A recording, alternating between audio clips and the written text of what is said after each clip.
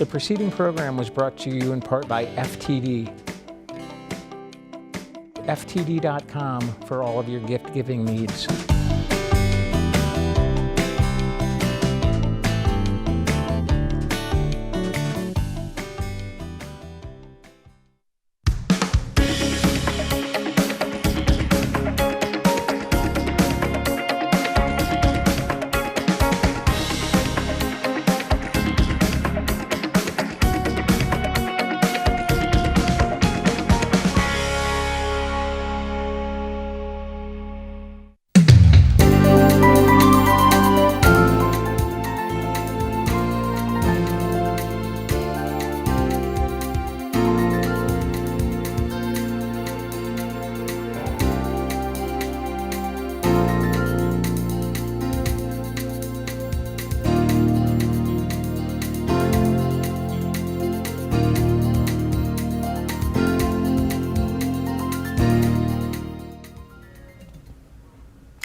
Welcome to this week's edition of the Pete Mezzetti Show. I'm Pete Mezzetti. My guest this evening is Bill Corvo with St. Sebastian's Church. So we're going to talk about the church, the festival, and everything else interesting in what's going on. Bill, welcome.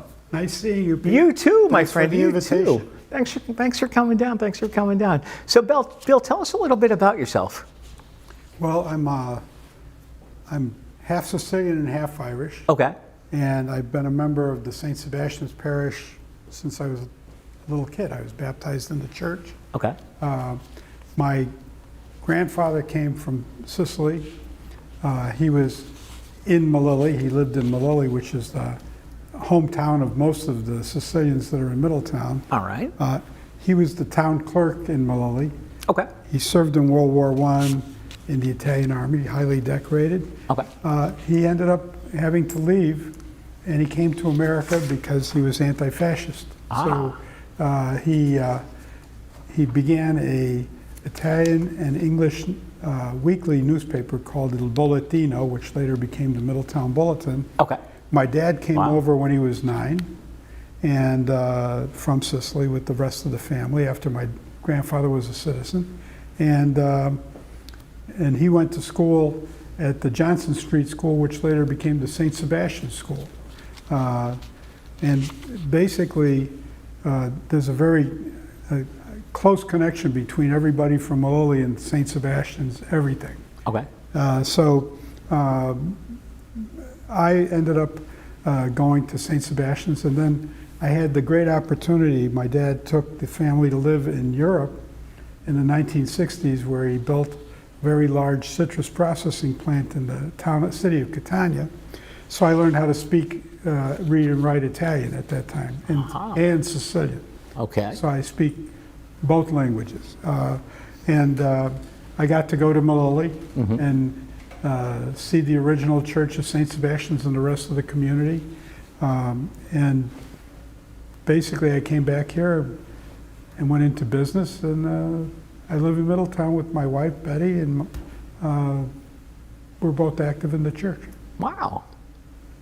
Very neat, very neat. And you were telling me before we started taping tonight that you're also working on a documentary? Yes, I've completed a documentary film on my dad, Max Corvo's work during World War II. He was the chief of American secret intelligence in Italy during World War II when he was 23.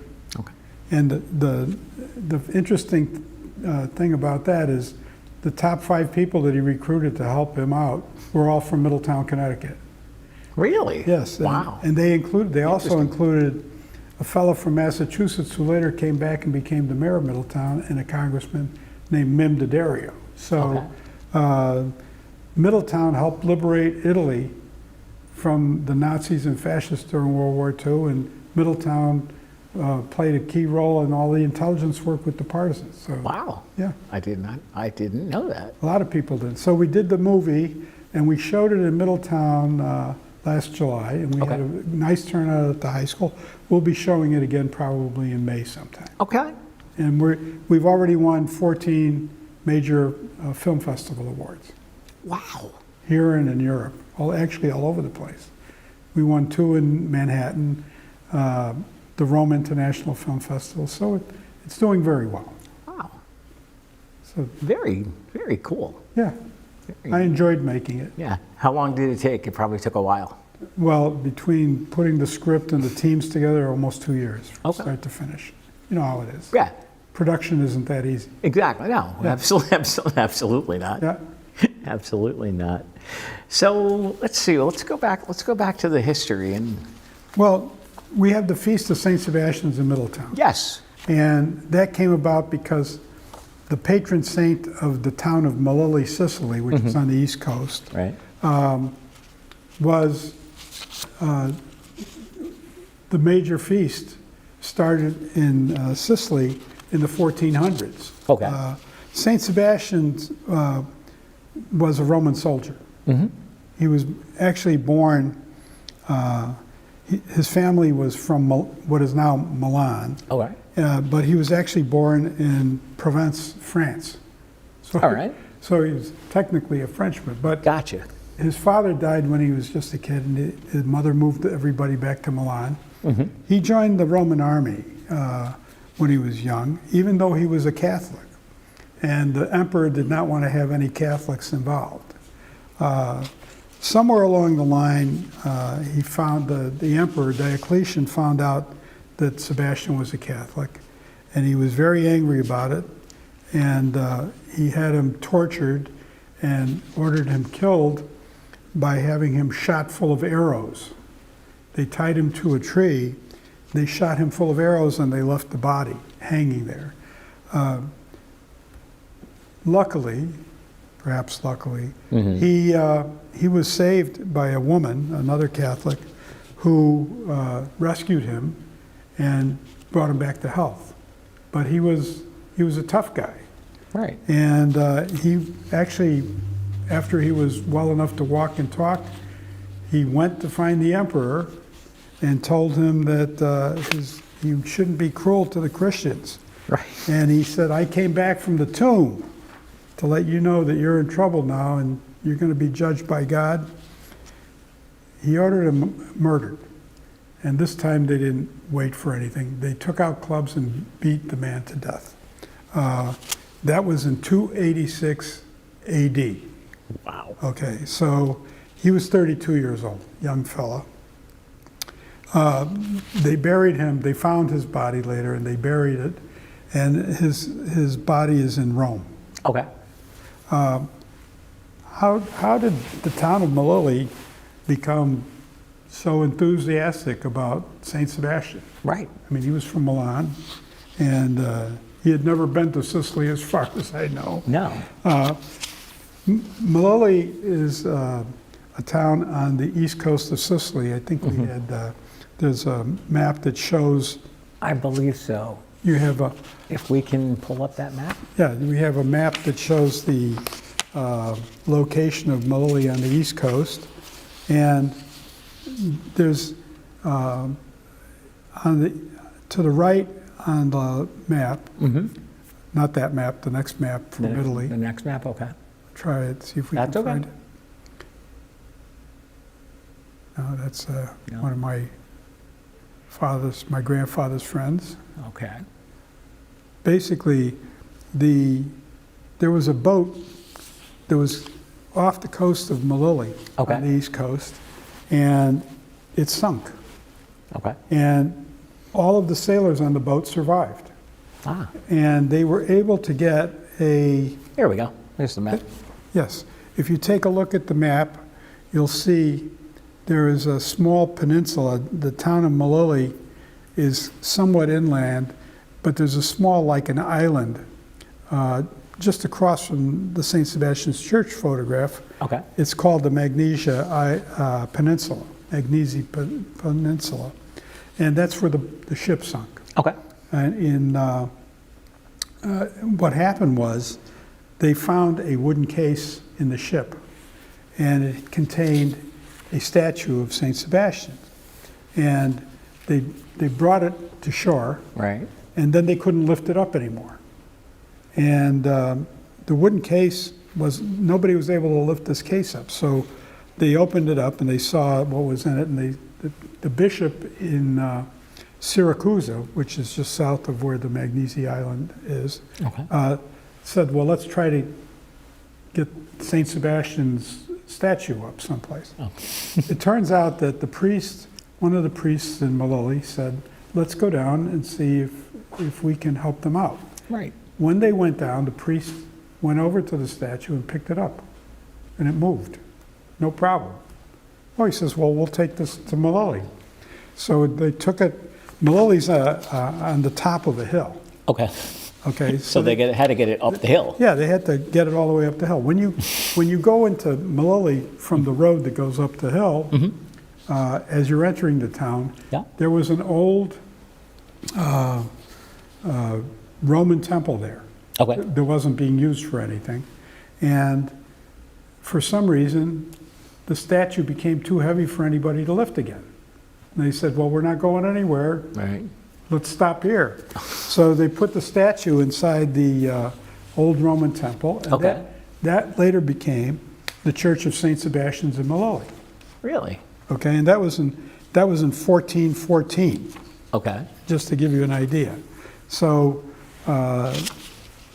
at that point, they started to have annual festivals Okay. in honor of St. Sebastian's. And as time went on, people from the adjoining towns would all go to Malili during the St. Sebastian's Festival. Ah. It was a big thing, and thousands of people from the eastern side of the island would show up on Malili. Okay. I think we have a more recent photograph. I believe to so. say Let's take that one and see of if we can. the aerial photograph. It's a view from the church looking down at the Feast of St. Sebastian's in Malili in 1890. Yeah, there it is. Okay, and that photograph in 1890 was taken from the rooftop of the church, looking down Shooting into the down. square. Wow. And you can see, you can look Right. and try to see. There's a band, there's a marching band in that photograph, and there's literally hundreds of people from all over the east coast of Sicily, and especially Malili, enjoying the feast. Right. So one of the things that they had, the other thing that they had is they made a big deal out of running up the hill Okay. from the Magnesia Peninsula, which is a Right. couple of miles away, like 6 or 7. Oh, boy.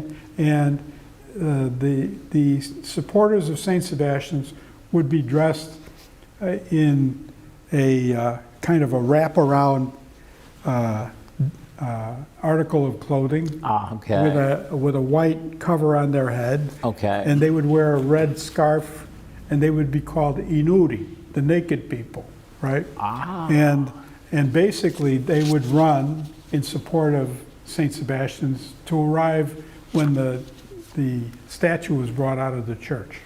And there were literally hundreds and hundreds of them running up the hill with their, I jokingly refer to it as their diaper on. Yeah, right. So that was kind of one of the caps of the festival. Okay. Now, in Middletown, a lot of Middletown is understood to be heavily inhabited by Italians. Yes. Okay, right now it's approximately 50% Italian. The large Italian invasion, for now, the modern invasion, came in 1895.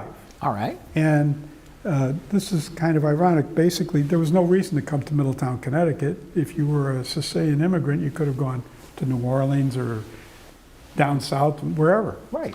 So why did you go to Middletown, Connecticut?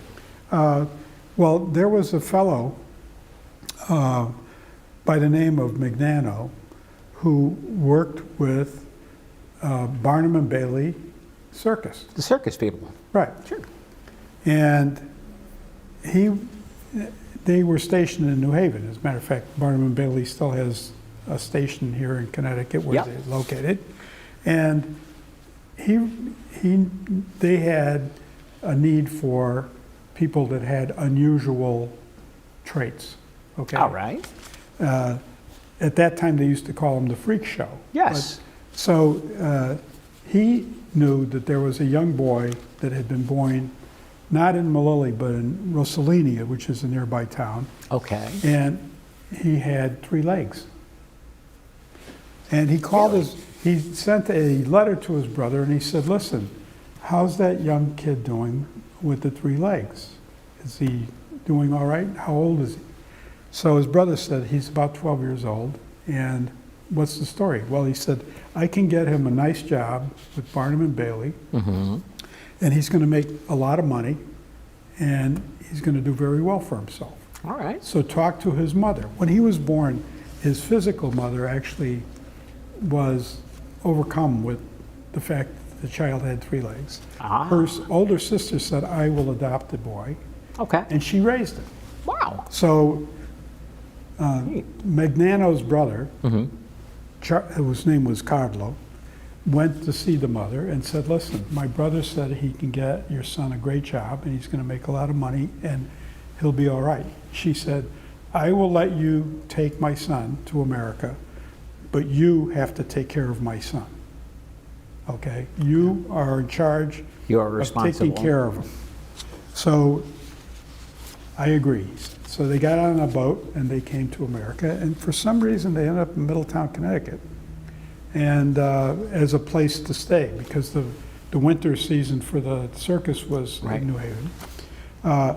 They bought a house Okay. on Ferry Street, which later became the center for the Italian colony, and the kid's name was Frank Lentini, and Frank went to work for Barnum, and he made a substantial salary for himself and made a hell of a living.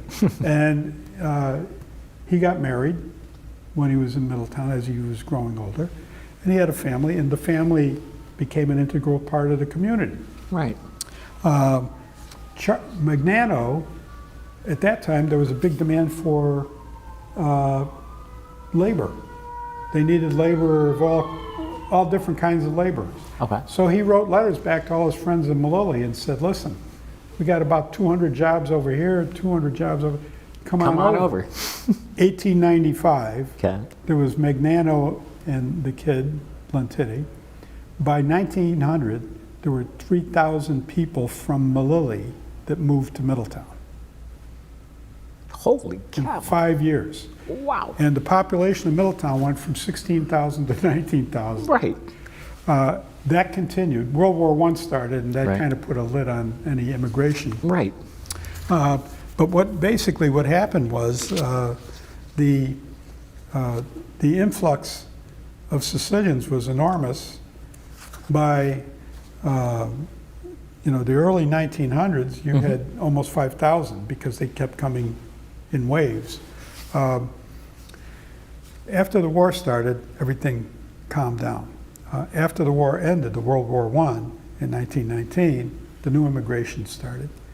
At that time, you already had a generation of Sicilians who had American children. Okay. And they knew how to speak English and Italian.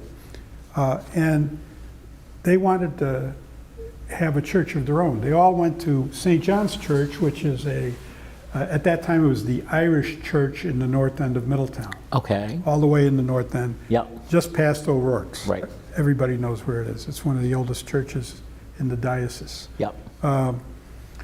So they went to the bishop and they said, listen, we would like to have our own church for the Italian-American community. And he says, you don't need that. We had the Irish kids all speak Italian. There you go. They said, no offense, but we would really We like want to our do own this." church. So what actually happened was they started raising money. Okay. In the 1920s, we have a couple of photographs of crowds at festivities. All right. I think we're going to take a look. There you go. There you go. Now that's on Court Street in Middletown, Connecticut at the time, and you can tell there's a few people that are interested in participating. Right. And they're actually doing an auction, and the guy up on the balcony over there that's doing the auction is a guy named Frank Fish. Okay. Frank Ruggiero. And he had a voice that used to vibrate all the way to the south end of Main Street. Really? And that was the turnout in the 1920s, before there was a church. They were raising money. So Okay. my grandfather came over to get away from the fascists in 1923, started the newspaper, and they kept bugging the bishop. So finally the bishop said, listen, if you guys can raise the cabbage, Right. I'll help you out, but we have to pick the spot. So they got together, and they started their fundraising in 1924, 25. Okay. By 1929, when the Depression started, they were doing very well, and they had already raised in excess of $58,000 at one shot in one event, which was the largest fundraising event in the diocese at that time. Okay. So the bishop said, okay, what have you got? Well, they told him, listen, we have options on these two pieces of property, which were just off of Washington Street at Broad Street. Right. He says, that's great. We need one for the rectory, so raise some more money. in the Depression. Yeah, no problem. Sure, why not? So they raised another $23,000. Right.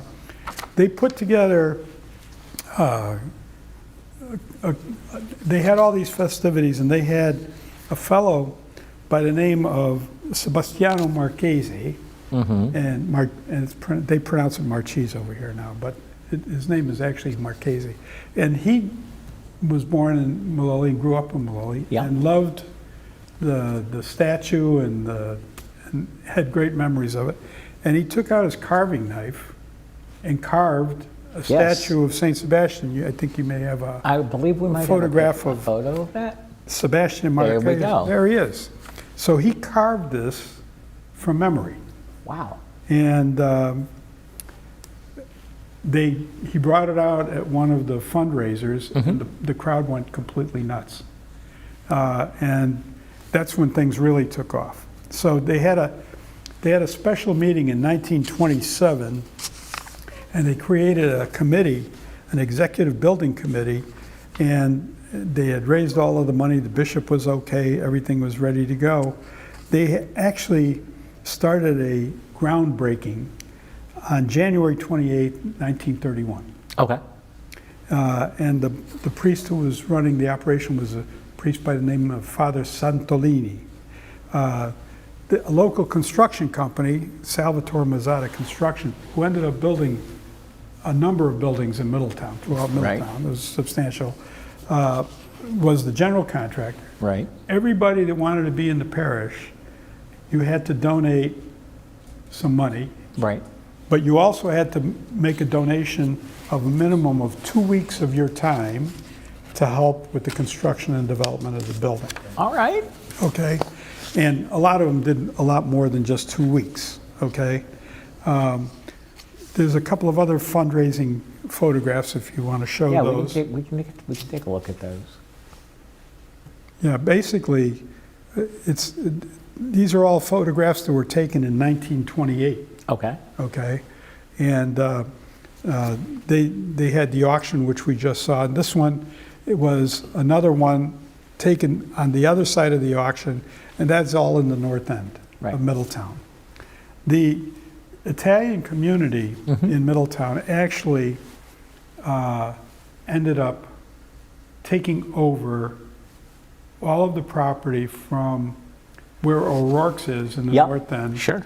Go down Main Street, all the way down to where the YMCA is right now. If you Right, you know I know where the Y is. It's near the south, it's just across the street from the South Green. Everything on the east side of Main Street down to the river. Okay. That was the Sicilian community.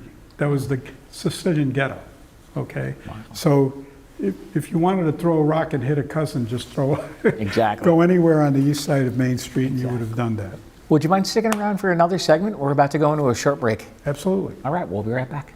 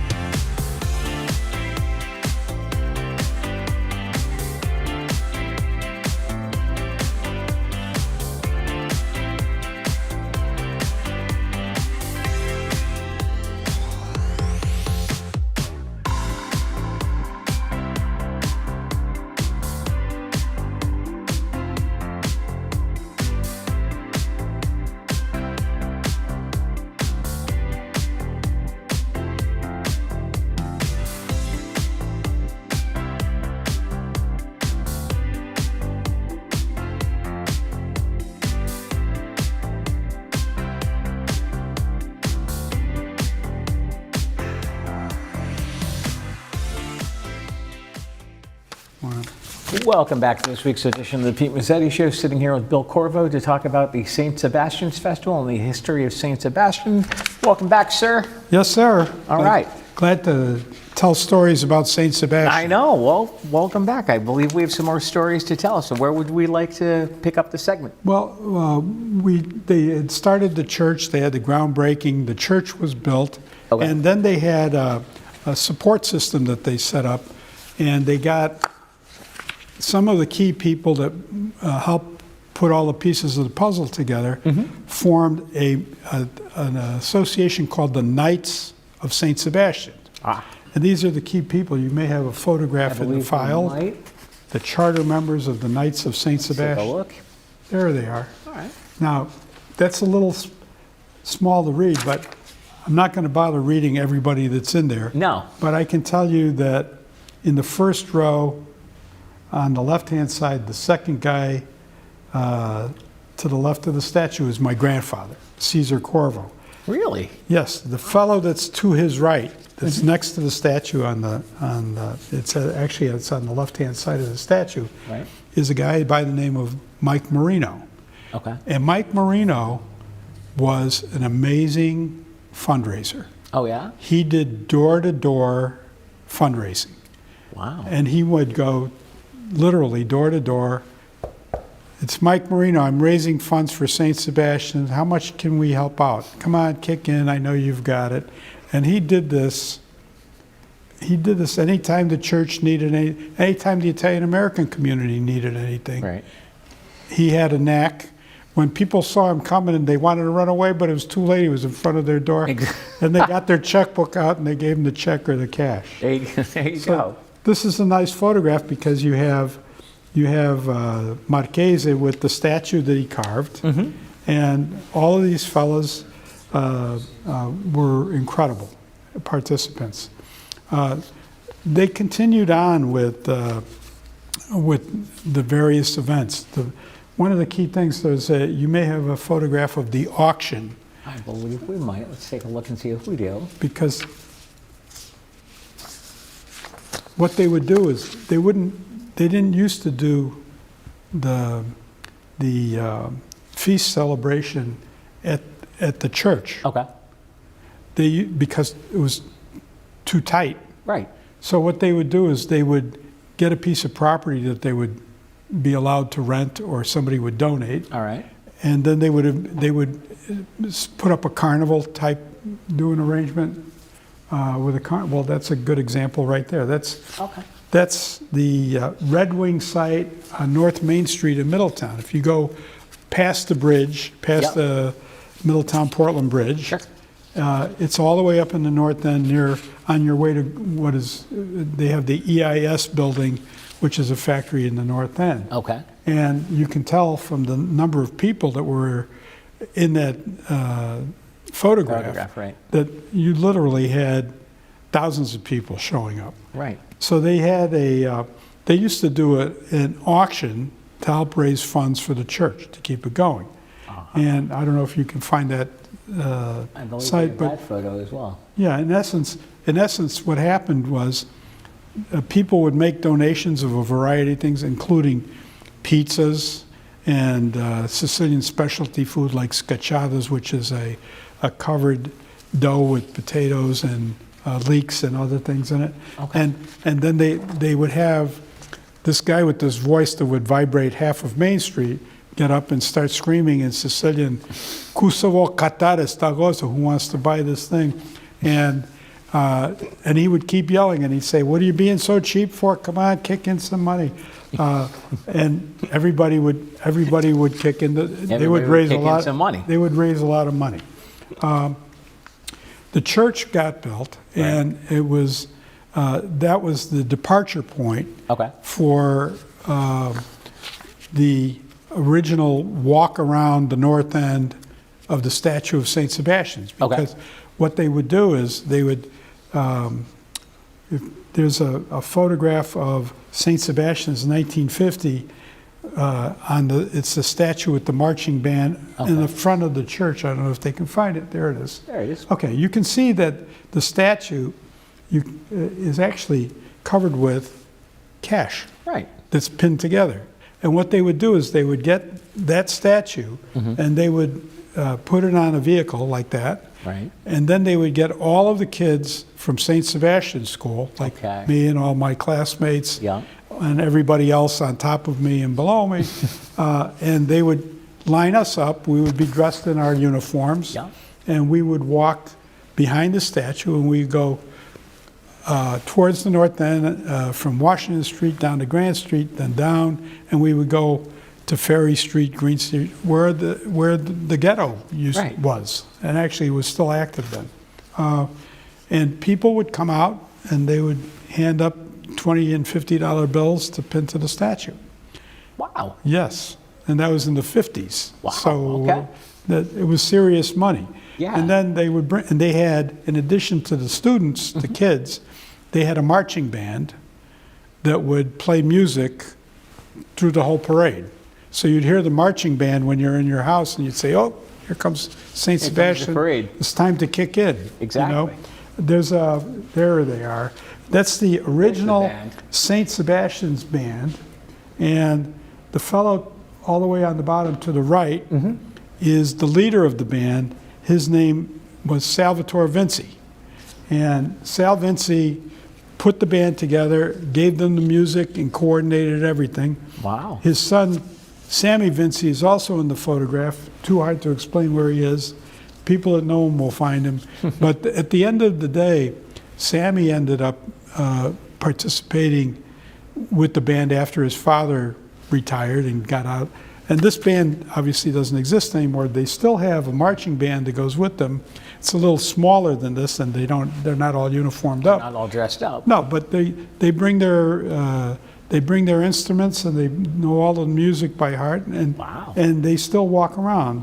Very impressive. There's there should be a picture of St. Sebastian's band getting ready to play at the feast. They all wear white shirts. There they are, and you can see the Knights of Columbus with their frilly hats just coming out of the church. The statue's about to come down, and the statue will be behind the band. Okay. And they will play music, and they go down Washington Street, take a right, and then go down to Main Street and come back around the block until they come back to Washington Street again. So Wow. everybody that wants to participate in the march can do that. So basically, the feast, it has changed. But it's bound to change because the people are different. Right. The original people made it, they were in rapture because of the cultural event that it was. Okay. And now it's still a major cultural event. And if you go inside the church, they have the new form of inuri, the people that Yes. used to wear the diapers with Yep. okay. Except they all wear white outfits. I don't know if you've got that picture. I believe There's a might. There's a picture of St. Sebastian's feast with inuri, and they have the white caps on, and they've got a Right. red sash, and basically they run. That's the new Vinci band, and that's Right. Sam Vinci, second from the left. He's 90 years old. Wow. And so basically, the people who are the new Nuri, St. Sebastian Cemetery is actually not in Middletown, it's in Middlefield. It is? It's located, you stay on Washington Street and you go out, Right. and it's out on the left just as you get into Middlefield. Okay. And what happens is there's a number of people that put on their nudie costumes with Right. the hat and the sash and everything, and they run from Middlefield all the way down Washington Street to St. Sebastian's. And then there's another group that is gathered on the other side of Main Street on Washington Street. Sure. There's about 100 or so, 110, 120. And it's a mix of kids and older people, and they're all dressed up. And at a certain point, they give them the high sign, and the people that came running from the cemetery run down the hill. The Right. people, the young and the older people run up the hill, Okay. a block. It's not Right. that much. No, it's not that far. And they all get up to the church around the same time. And there's a race to see Right. who can get into the church first. It's usually the guys that ran all the way from Middlefield. that Yeah, will right, do it. probably. And they go running into the church and they're screaming, Primo Dio e Sebastain, which means first God and then Saint Sebastian. Ah. And that starts in the church, and everybody starts repeating it, and it is loud. And it goes on for about 20 minutes to half an hour. Wow. And the priest at the altar can't hear anybody talk. No, of course Nobody can hear anybody. But it's an expression of the excitement, Yeah. the religious excitement, and the personal excitement of being involved in the St. Sebastian's feast. Yeah. So that's basically what the feast is all about. And you're remembering your ancestors. Mm-hmm. When I go to the feast, I always remember my grandfather, my father, my mother. My mother was Irish, but she went to St. Sebastian's. And basically, it's a cultural thing that hasn't stopped. Right. So, And we've actually got some time left, so we're going to get back to the nuts and bolts of the festival. But before I forget, let's talk about when the festival is. I believe it's in May. yes, it's May 16th, 17th, and 18th. Okay. Okay, that's a Friday, Saturday, and Sunday. Mm-hmm. So if you have the agenda, you can share that. But Right, I basically, believe the we big do. deal is Sunday. That's when the mass is held. Right. They have the mass, and that's when the nudie come running from They come running from Middlefield down Middlefield Washington down. Street and up from bottom of Main Street up over Washington Street. Yeah, we go. there you go. And as it's indicated, they have entertainment, amusements. The band from Malili is coming. This is Really? this is something new and different. I just found out about it last week. And basically, a good friend of mine named Pipo Canada, who used to be the mayor in Malili, Okay. put together arrangements to have 20 of the musical band that plays for the feast in Malili taking a trip to Middletown, Connecticut, specifically to participate in the feast. Sebastian. They'll be here for additional time. I think they're coming in on the 14th, and they're leaving around the 21st. Wow. And in addition to the musicians, there's going to be another 30 or 40 people who are coming over from the town of Malili to participate in the St. Sebastian's Feast in Middletown. So that's kind of a big deal. Well, let's talk about that as Yeah. far as the people that are going to come over and celebrate with. Yeah, sure. Well, I'm just getting, as a matter of fact, I just got an invitation to attend a meeting. They have a Zoom meeting at Town Hall being sponsored by the City of Middletown. The mayor is providing the Zoom arrangements Oh, nice. at a space just off his office, a conference room. Council. So they're going to have a discussion with the people in Malili. Okay. And they're going to be talking about what can be done to help organize it a little bit better, make sure that everybody has a good time and is well taken care of.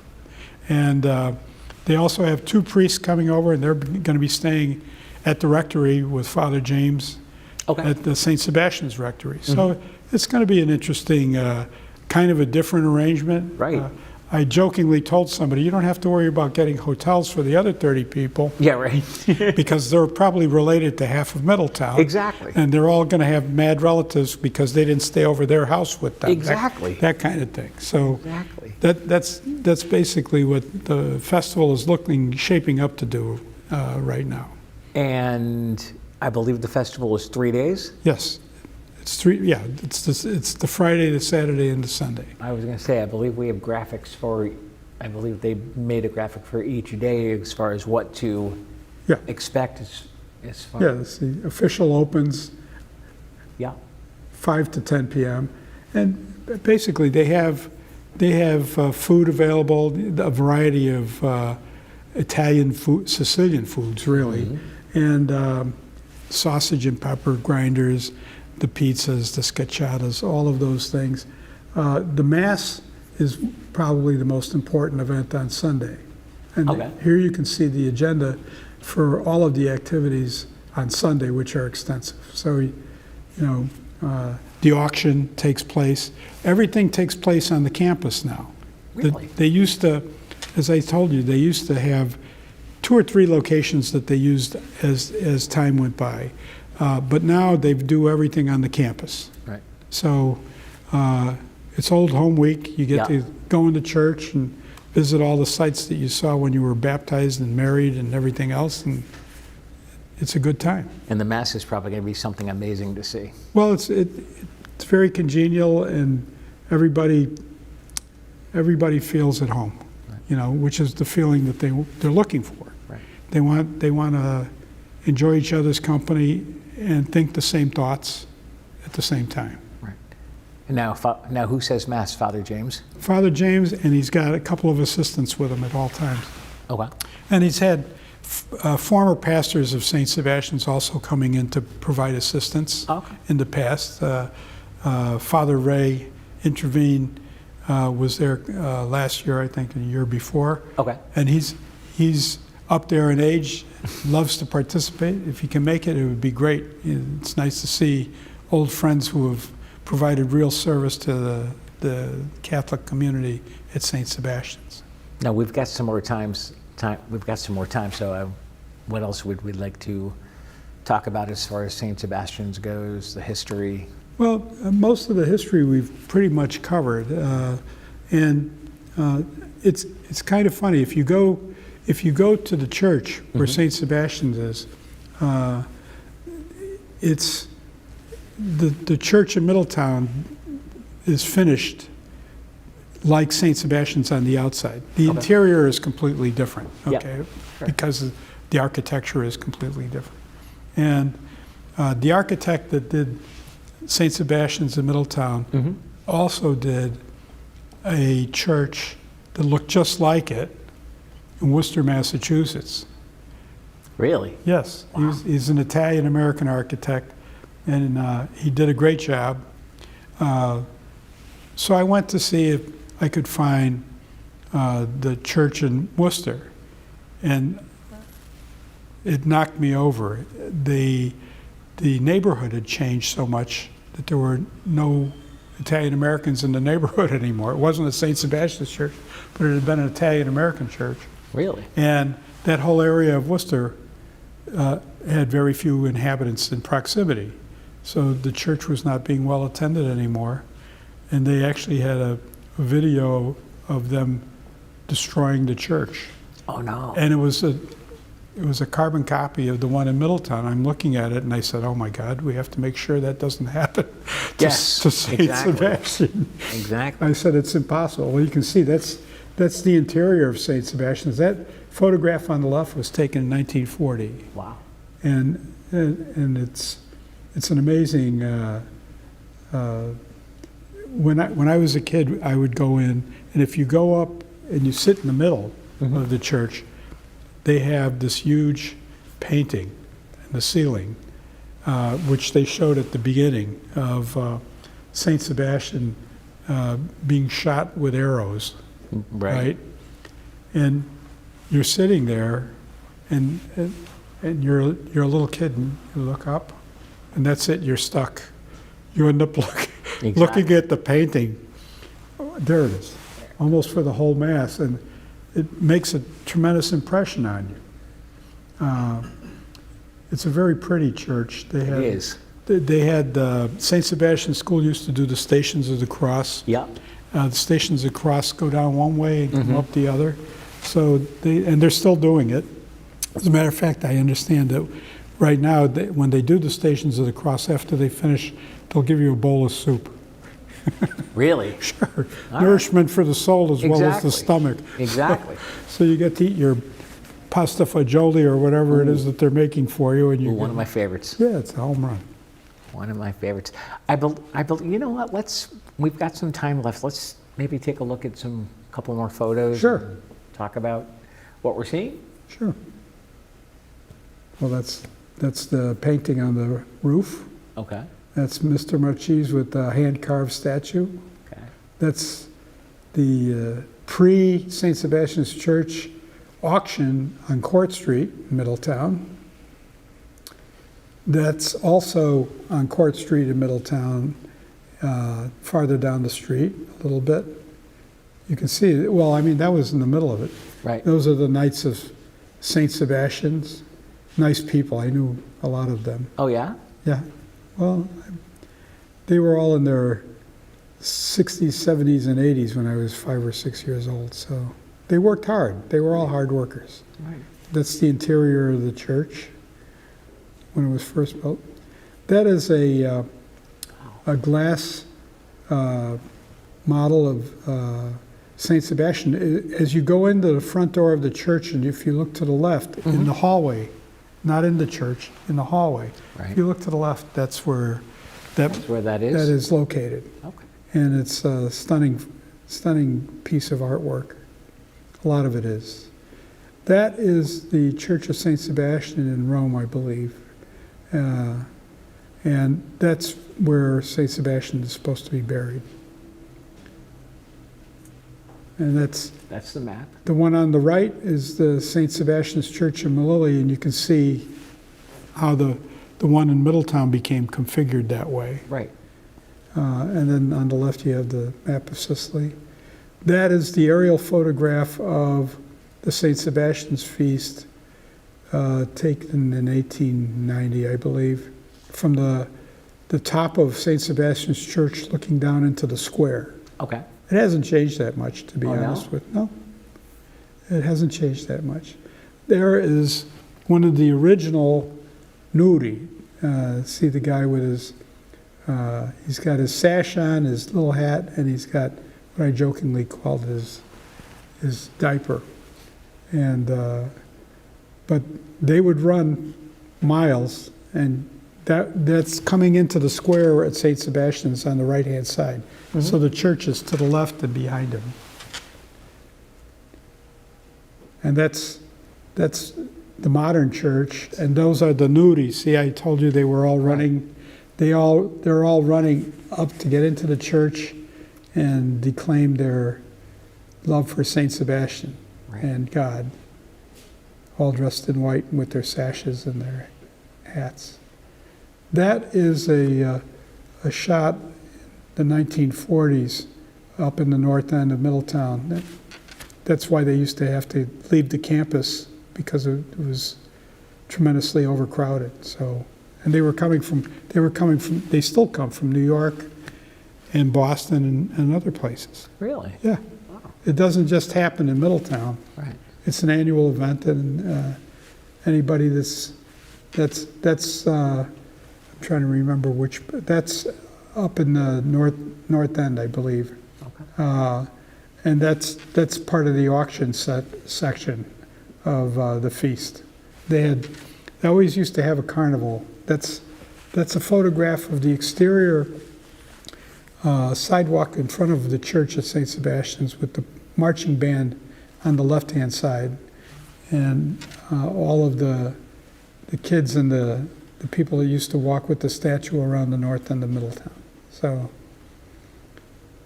that was, I think, in the 50s. And there's the original marching Here's the band, band. St. Sebastian Band. Yes, sir. Again, that's another shot of the band out in front of the church, the new band, Right. with the white shirts. Nobody's wearing hats. No. And that's 4 members of the current band, and they'll come down. I don't know if they'll be able to play music and walk around with it, because it's a little effort once you're over 90 years old. Exactly.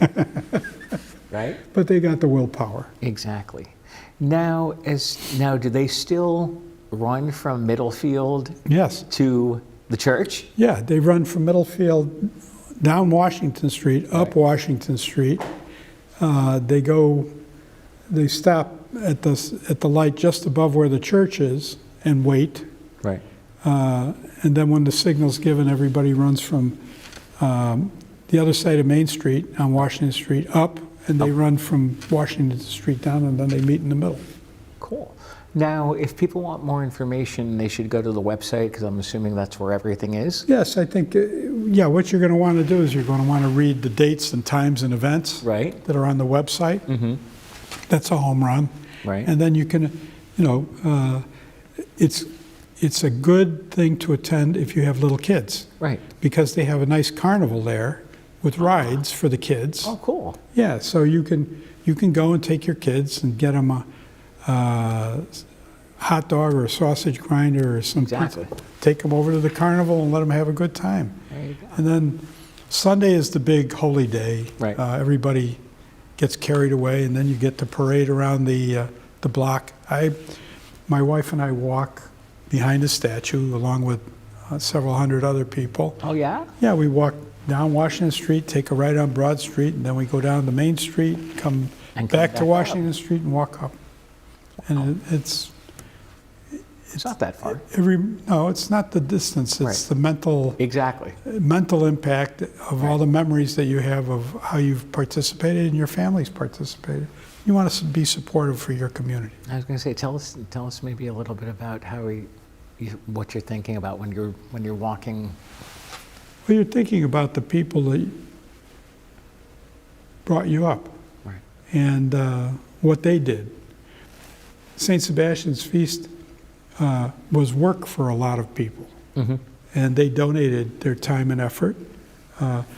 As I told you, my family used to print the St. Sebastian's Feast book. So, you had to get ready and get this thing done, and you wait until the last minute so you can get as many ads in as you can, Right. and you help them out that way. And then my mother, this was kind of amusing. My mother used to volunteer Okay.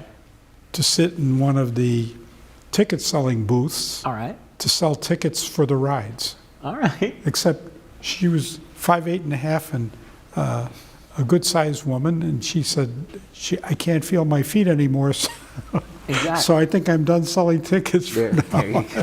But it was that kind of volunteerism that used to take place from a lot of families Right. in the community, Now, do you have a favorite memory or favorite story? We've got a little bit more time left of the festival. Well, I think I've almost tapped out about it, but the school, I have fond memories of the school, which was an integral part of the church at that time. It doesn't exist anymore, but what they've done is they've merged all of what used to be the Catholic elementary schools, and they have a new elementary school called St. John Paul. Okay. And two of my grandchildren attend St. John Paul. Okay. And so they're not wearing St. Sebastian's outfits, but Right. it's the same effect. And it's good to see that they're getting not just educational training, but also cultural and religious training, And that's part of what the whole deal is about here. Absolutely. Don't forget, it was very strange. I mean, I knew about the Feast of St. Sebastian before I even went to Sicily, and then I went to Sicily and saw the feast over there. It was a little bit different, but the feelings were the same. Right. There's an emotional attachment to the people that participate. Well, before we say goodnight, we're going to pop the website on for more information on the St. Sebastian's Festival one more time, so all the information is there. And obviously, if you can get out there and go to the festival when it comes up, I would suggest you do. And don't forget, Primo Dio di San Mastiano. Yes, Yes. absolutely. Bill Corvo, Thank you very for much, some Peter. time. Hopefully, we'll see you again soon. Absolutely. All right. My pleasure. On behalf of Bill Corvo, I'm Pete Mezzetti. Thanks. Good night. We'll see you next time.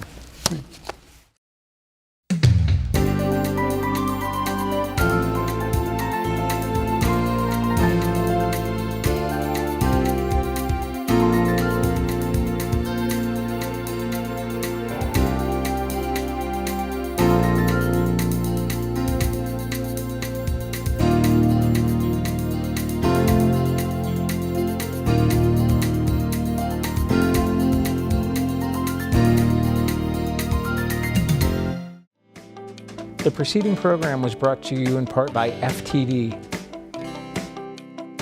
ftd.com for all of your gift-giving needs.